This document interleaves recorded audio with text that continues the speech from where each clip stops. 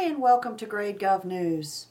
Well, Congress and the American people, we survived another week of the sequester. You know, I've said in a previous GradeGov video that I thought the sequester might ultimately end up being a good thing. First of all, it does achieve cuts, $85 billion in cuts that Congress apparently wasn't able to find when they created the super committee back in the summer of 2007.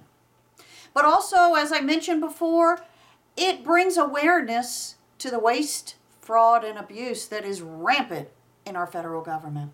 We learned this week that the White House was going to close the White House for all tours throughout the White House.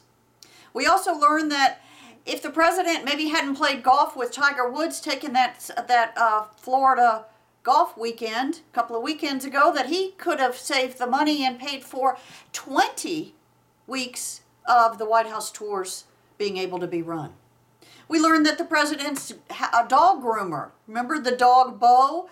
He gets paid a lot of money, upwards of $500,000 between the dog groomer and the person that takes care of the dog and walks it. Well, this isn't unique to the Obama administration because remember, President George W. Bush had a dog, Barney. So this is what I mean. We're learning about the waste, fraud, and abuse. And the president last week, has said that he wanted to have more cabinet meetings, and he actually held his 17th cabinet meeting. And that means a meeting with most or all of his cabinet secretaries. You know what's interesting? Most presidents have almost a weekly cabinet meeting. Or maybe a bi-monthly, twice a month they have and hold cabinet meetings. And the president touted having his 17th cabinet meeting. Okay, there's 52 weeks in a year. This president has been president for over 4 years, and he's had his 17th cabinet meeting. Well, you can make the conclusions that you want, but in the cabinet meeting, he talked about the budget being so important, that he was all about figuring out the budget. Well, again, I'm going to be a little cynical, but the president was supposed to submit his budget to Congress by law the first Monday in February. Isn't it the middle of March and we've not seen the president's budget? No indication as to when he's going to send his budget up to the Congress of the United States. So he's in violation of submitting his budget to Congress again. For almost every year that he has been president, he has been late. But the House of Representatives is going to start dealing with the budget, notwithstanding having the president's budget as a blueprint, as a guideline for them and for the Senate to write their budgets. The House is going to go ahead and start considering their budget this week in the Budget Committee. Congressman Paul Ryan made that announcement this past week. And the House of Representatives is going to consider a bill that would prohibit the Health and Human Services cabinet level agency from changing or altering or relaxing the work requirement that is required in the Welfare to Work bill that was passed in 1996. This is a requirement that the Obama administration back in July of last year so relaxed. They made such exceptions to it that it was talked about that going to the gym, like going to the YMCA and working out, was considered work. That qualified as looking for work under the Welfare to Work law. Well, the House of Representatives this week is going to consider a bill that would prohibit the Health and Human Services Agency from relaxing those requirements any longer.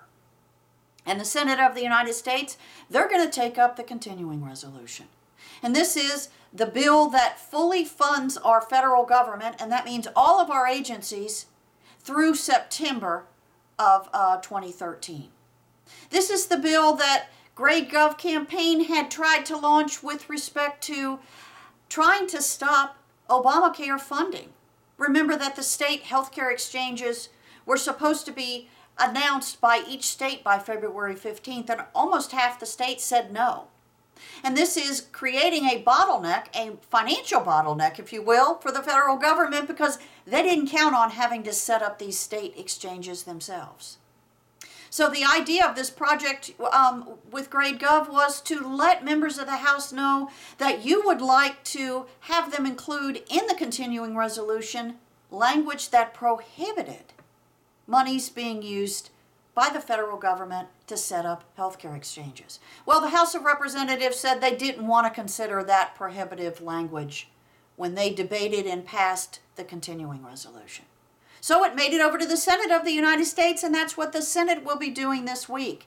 Maybe you could write your senator using GradeGov and ask he or she to consider offering language to the continuing resolution that says no funds used to supply monies to the federal government so they can implement the state exchanges under Obamacare.